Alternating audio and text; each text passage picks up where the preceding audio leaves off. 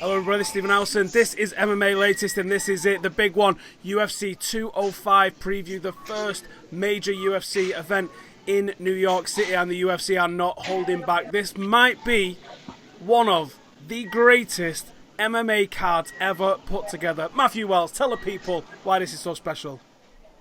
Yeah. Look at the top billing, man. You got 3 title fights. You have a whole list of other fan favorite fighters. There's no doubt that this is the most stacked card that the UFC's ever put together. First event at Madison Square Garden in New York City. It's going to be pretty epic. Nicole, do you think this is going to be added to the calendar now? We see the New Year's Eve cards, we see the International Fight Week cards. Do you think there's going to be like an annual event in New York, and do you think they've set the bar pretty damn high for themselves to be able to repeat this on a yearly basis, if that's the case? Yeah, I do. I think that they're definitely going to have to come at least once a year, if not twice. I don't think that every time is going to be like this. I mean, I think there's like 7 champs or former champs on this card. I don't see that happening again, but definitely annually or biannually. Bryce, where does this card stack up in the history of the UFC for you? For my money, I think it really is the best card. I don't think that's hyperbole at all. When you look at the 3 title fights are all on there, they're all barn burners. You have the biggest star, unquestionably, of all time, and Conor McGregor headlined the card. He's going for 2 belts. I mean, UFC can say Ronda Rousey's their number 1 earner of all time, but there's no way. I'm sorry. Conor's their top earner. That's the guy. He alone makes this one of the best cards of all time. Look at the prelims. You have guys like Frankie Edgar, and then Khabib Nurmagomedov. He can't even make the prelim main event. That's how good this card is. I was just going to get into the prelims, actually, because we're going to skip over the prelims really quickly, but we've got the undefeated Khabib and Frankie Edgar that aren't even getting a sniff of the main card. If that doesn't tell you how stacked this card is, then nothing's going to. But let's get into the main card. I'll stick with you, Bryce, on this one. Let's talk about Miesha Tate and Raquel Pennington. How do you see this one going down? I see Miesha taking this fight about however she wants. I know a lot of people really like Rocky. She's really easy to like. She's always in fun fights. She's always usually she's usually the underdog in her fights, and she usually is in there pretty tough. But Miesha is one of the elite of the elites in the division. She blends her striking and her wrestling together perfectly, and I think she can grind this out. It'll probably go to a decision. I could see her mixing up her stand-up and wrestling en route to probably a 30-27 decision. Nicole, how do you see this one going down? I found this fight pretty interesting, actually, when I first heard the matchup, because Miesha was Rocky's coach on Tough, and they know each other pretty well. I think they're pretty familiar with each other's styles. But I actually see this one going with Raquel, because I think she is just brute power. Like, I think she's just going to go in there and push Miesha to the brink. Also, I know she's been really close with Tecia Torres, and training with her speed of Tecia, like, I think Miesha's going to seem like slow to her now after training with Tecia. Interesting. So who's your winner? You going with Raquel Pennington? What's the method of victory for you? I can't say. I don't know. It could go either way, but I see Raquel pulling it out. Matt, how's this going down? And this is going to be a grind of a fight, I think. These 2 ladies have pretty similar styles. They're both, really good grapplers. They like to make fights ugly. I'm a huge fan of Raquel Pennington. I've said that multiple times throughout our channels here on MMA Latest. But Miesha Tate's just that, she was the perennial number 2 in this division for so many years behind Ronda Rousey. She made everyone else look silly that she was in there with. And Raquel is a very tough fighter, but Miesha is just a little bit better than her wherever the fight's going to be going. So in the striking department, Miesha is better. Wrestling, Miesha is better. Raquel's toughness will get this to a decision, but I don't think she'll be able to do enough to win the judges. Yeah, I can see this going to a decision myself, and I do have to favour Miesha Tate in this instance, just for the experience and the wins that she's been putting together, aside from losing the belt for obvious reasons. Now, let's go into the men's welterweight division, and let's go with Cowboy Cerrone and Kelvin Gastelum, Tough 17 winner. How do you see this one going down, Matt? Man, it's the next chapter of Donald Cerrone at 170, where he's looked absolutely amazing. He's completely transformed himself in this game. He looks so much more full of energy. He looks like a better fighter at 170, which is incredible to say considering all the damage that he did at 155.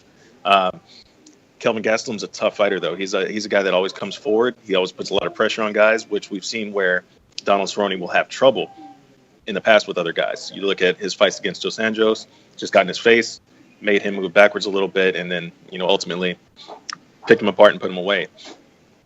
However, I think Cerrone at 170 is just a different animal right now.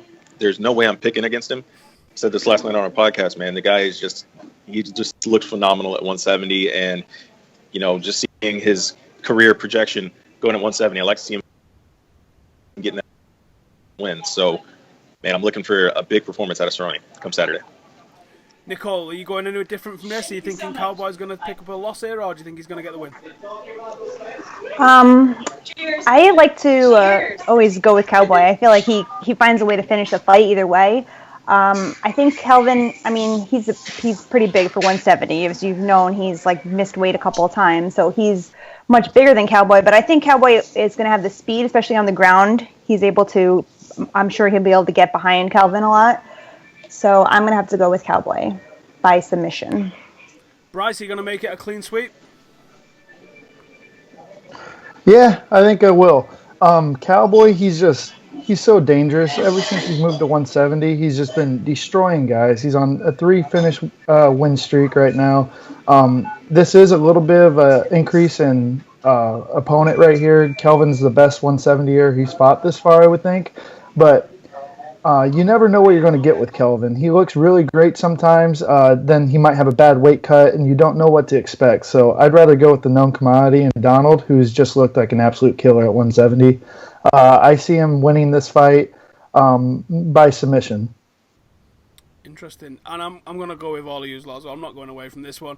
Anytime Cowboy's in there, you've got to pick Cowboy. And I think the Dos Anjos loss was probably more of a blip than any sort of real concerns about what's going to go on with Cowboy.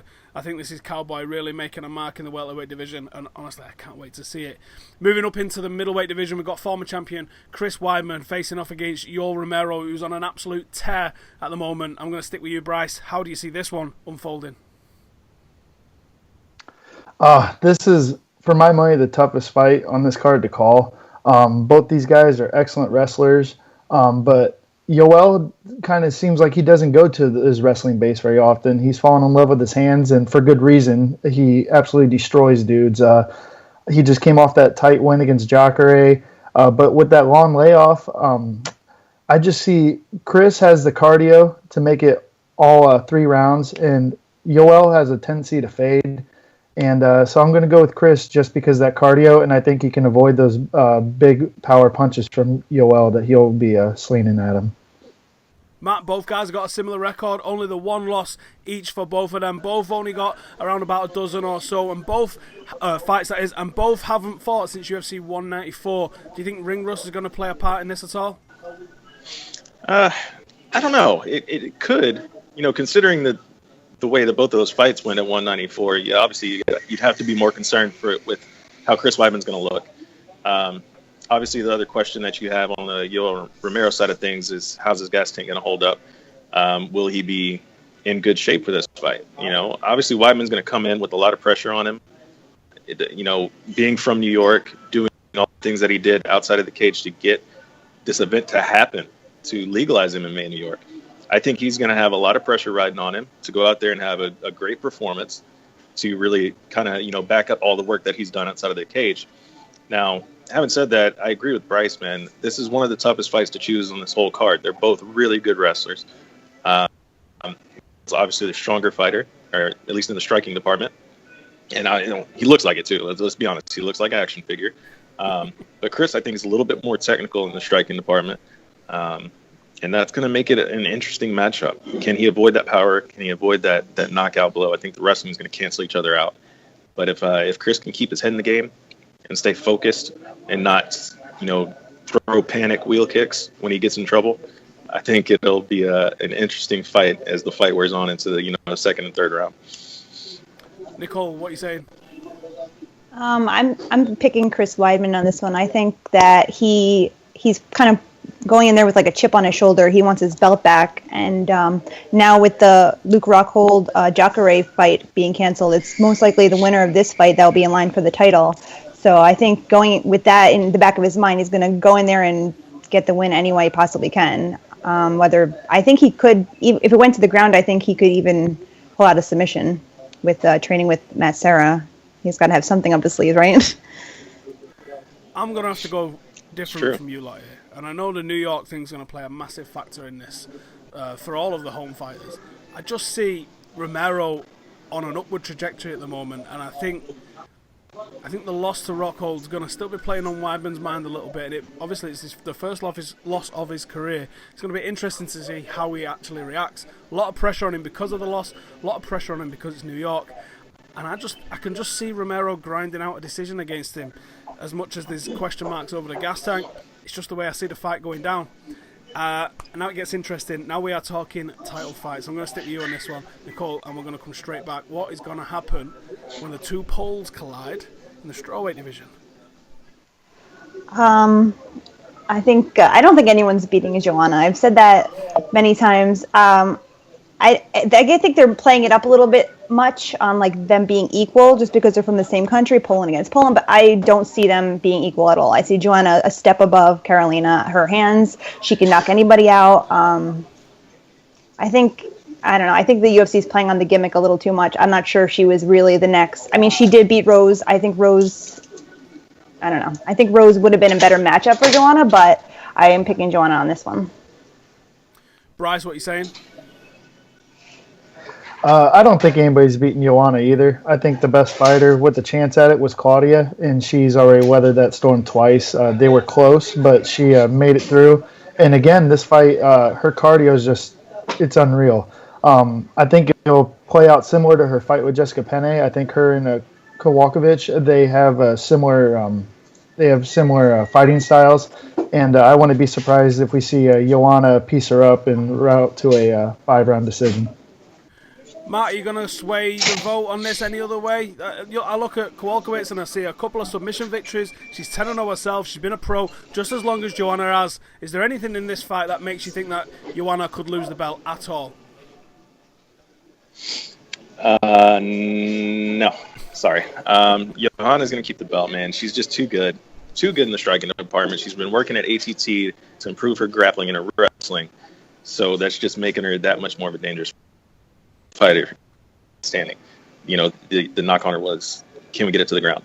Then you may be able to have some success. You can't do that now. Okay, and she's just too good in the striking department. It's just going to be her picking apart Carolina for as long as she wants to, and that's unfortunately how I see it going. But I do like Carolina. She's a fun fighter to watch, but fortunately I think this is where she comes up short. Yeah, and I think she's absolutely terrified as well. I'm going to go pick Joanna, but I wouldn't mind seeing an upset just because I like chaos. And speaking of chaos, Tyron Woodley against Stephen Wonderboy Thompson I know a lot of the casual fans are going to be excited for the Conor McGregor fight, and it's a hell of a fight, but seriously, how good is this fight? Matt, I'm just going straight back to you on this. Wonderboy against Woodley. I want to just wake up in the morning and it happen.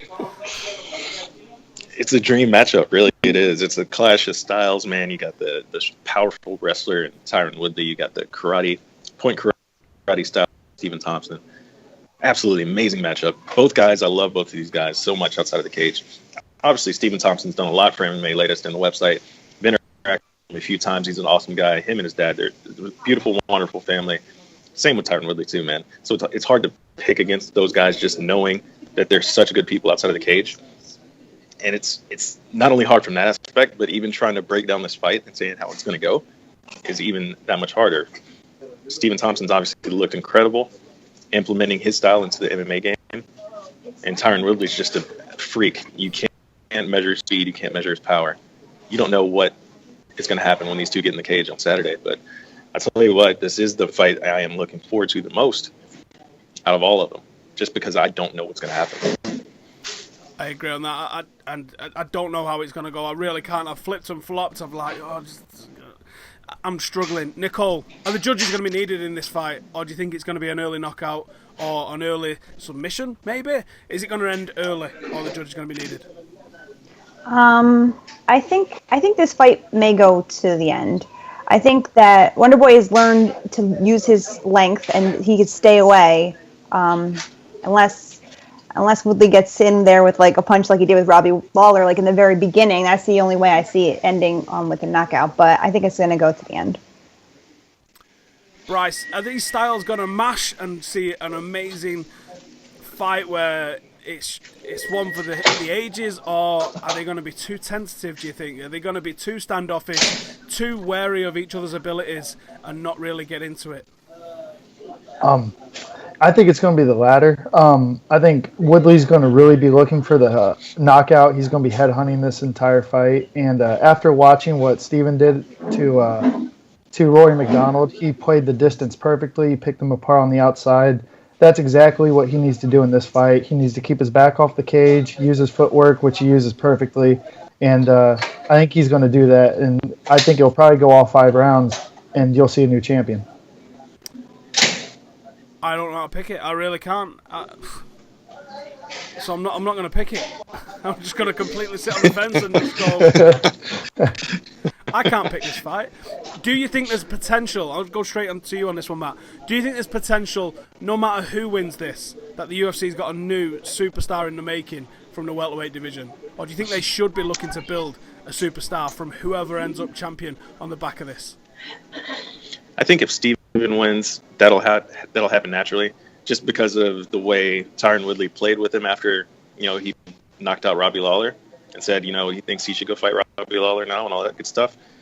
I think Tyron is still going to have more haters than lovers, even if he goes out there and knocks out Stephen Thompson in the first round. I think that's just how it is, unfortunately. People misunderstand his humor, because I thought it was hilarious when he said that, in the aftermath of the Robbie Lawler fight. But a lot of people took that as, he really doesn't want to fight Stephen. I knew exactly what he was saying. But I think if Stephen Thompson wins, obviously he's going to get a lot of love right off the bat, because the dude is like he's like a Marvel character. You throw that guy in a Marvel movie and he fits right in. You're just like, no, Stephen, you just do you, and we'll do a script around you, and it'll fit perfectly.